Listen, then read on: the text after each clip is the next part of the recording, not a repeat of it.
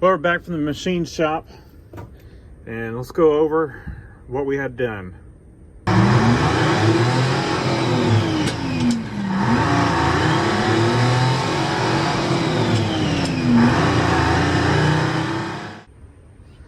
So here we are. We've got everything back from the machine shop. The block, I had it decked 10 just to clean up the surface and get our quench a little better. I really didn't want to go more than 10 on it, and we still got some staining, but it's all smooth, and you know, we should be in good shape. And of course we're going to do a final cleanup of everything. They do clean it. They put it in they've got a huge ultrasonic cleaner they run these things through, crankshaft too. But yeah, 10 thousandths and 20 thousandths bore. I did end up boring it. I had them check it. I was hoping to get away with not boring it, but the cylinders were basically out of spec. So had them bore it 20 thousandths because I like to go the minimum amount that I can get pistons for, and then it'll clean up. So if it'll clean up at 20 thousandths and I can get 20 thousandths pistons, that's what I normally shoot for. And that's just, I like to leave a lot of material, so if we have to rebuild this again, or say we had some kind of catastrophic damage, you know, something fell down the intake and, you know, scored up a cylinder wall or something, you know, we still have a good bit of material that we could rebore this block. You know, if you go 60 thousandths or so, you know, you're going to have more cubic inch, so you could say you've got more power, but it's really not that much more. And you're pretty much, I think you can maybe bore some of these 80, but you really have to start checking them. So I just go the minimum amount I can. Crankshaft, I was hoping to get away without grinding it, but I did notice there was a little bit of roughness on the front main bearing. They recommended boring or grinding it, so the crank, and they went ahead and did the crank, or the mains and the rods, so they're 10 and 10, so we've got some oversized bearings for that. Here's our 20 thousandths pistons. These are Silvalites, and they're the hyper something, so they're a little bit better material than stock. I think stock or cast, and they have the coated skirts. Whether that coating holds up or not, who knows, but it's what I could get cheap but good quality. So that's kind of what our process here. We're trying to go cheap but good quality. You know, we're not going for super high horsepower. We've got our stock rods out of this engine, and yeah, if I could get away with boring it, I was going to use the rods and pistons out of my cheap 460 that I bought that's sitting in the shop. If y'all followed along with this, you may have seen that. It had quite a bit of rust. It definitely was going to have to be bored, but if I'm going to have to bore one, I was going to stick with the original block. So yeah, anyway, but it had good rods and pistons that I was hoping to get away with putting in this one and not have to bore this one, but I was not going to build an engine if it was not going to be in spec, you know, and they checked the block.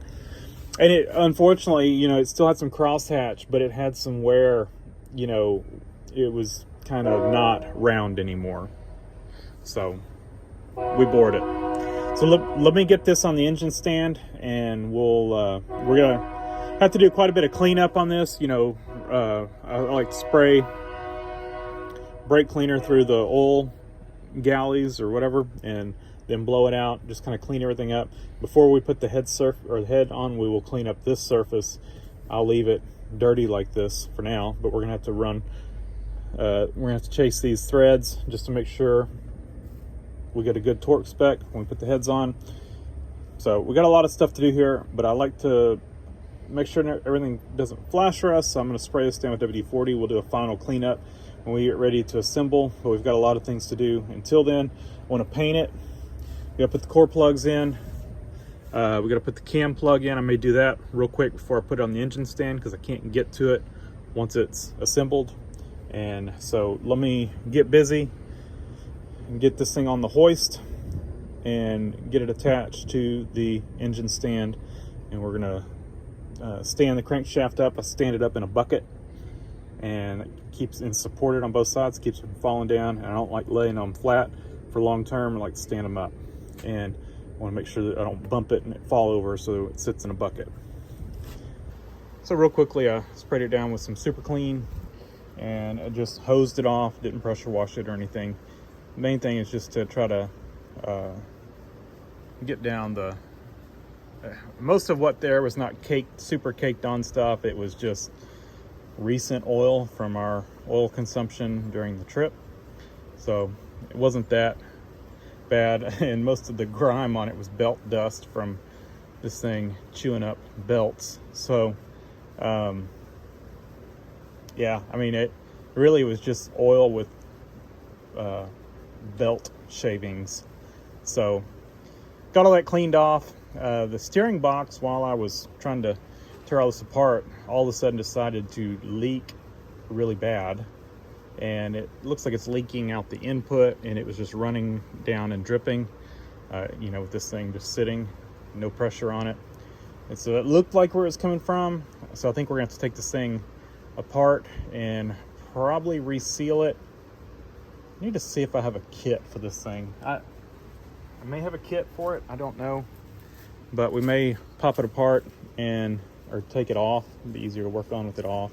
We've got to get these hoses off of it anyway, because we're gonna put all new hoses on it while it's so easy to get to. So I think, you know,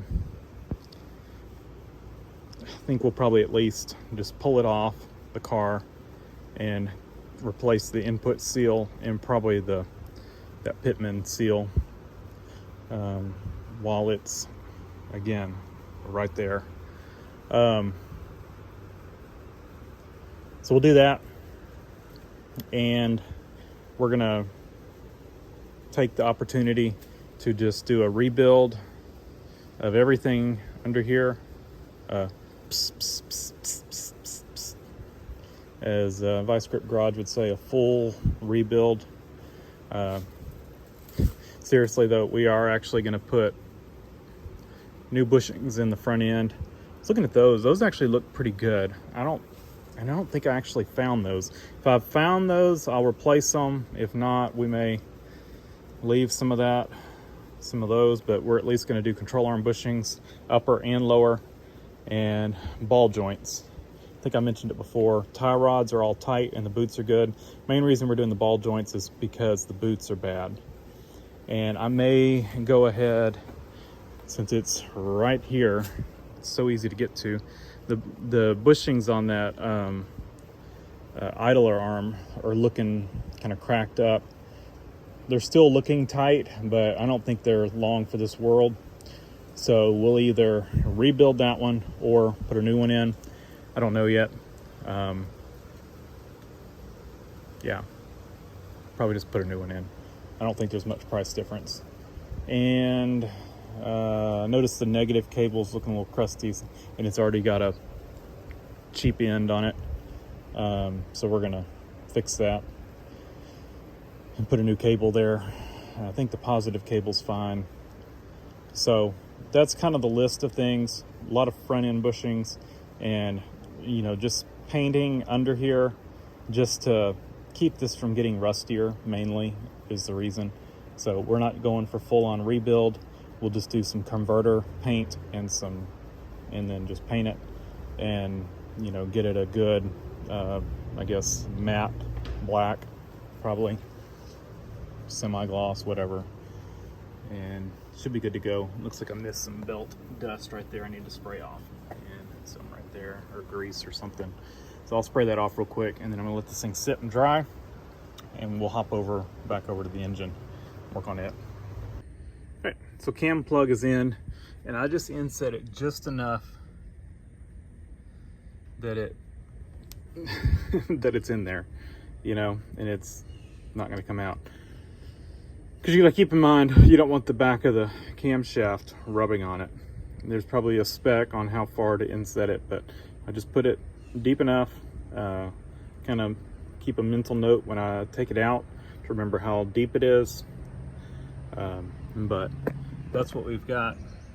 You can see just edge of the block, so we're just past flush.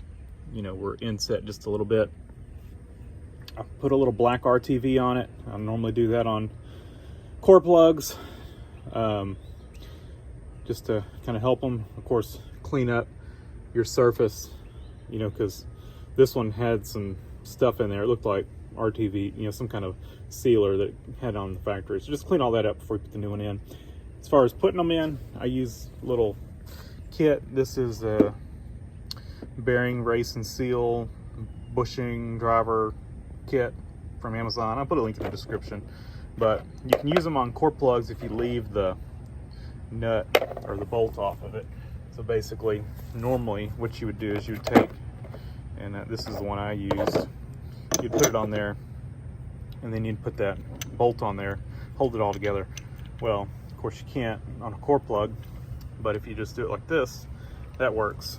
And put a little mark on it, but that's what it's used for. It's what it's there for. Just make sure, like, technically the 65 millimeter fit in there, but what you'll run into if you put too tight of one in there as you're driving it in, you know, your the core plug will get tight, you know, because the core plug is gonna shrink. The inside diameter here will shrink as it goes into the engine. So find one that fits deep, you know, fits in there good, and probably step down a size. It's my theory. So that worked well. That's in there. Let me get this thing rotated around, and then I'll put the engine hoist piece on, and we'll use the hoist to put it in there. I may go ahead, unload the crankshaft, and get it out of the way, and try to rotate this around. And by myself, this thing's pretty heavy, so we'll rotate it around, get it on the hoist, get it on the engine stand, and we'll start doing our cleanup. We're gonna do a bunch of cleanup, block prep, all that kind of stuff, paint. Then we'll start our assembly. We just want to make sure this is all clean. Like I said, we're gonna blow out all the oil galleys, all that, just to make sure it's all clean. You know, there's no metal shavings. Definitely recommend doing that, just to be sure. You want to be sure when you're doing this. You don't want to start this thing up and it push, you know, metal shavings into your bearings. So that's gonna do it for this one. Engine's looking good, and pretty soon we will start the assembly of it. So stay tuned for that. Thanks for watching. Leave a comment down below, hit the like button, and subscribe for more.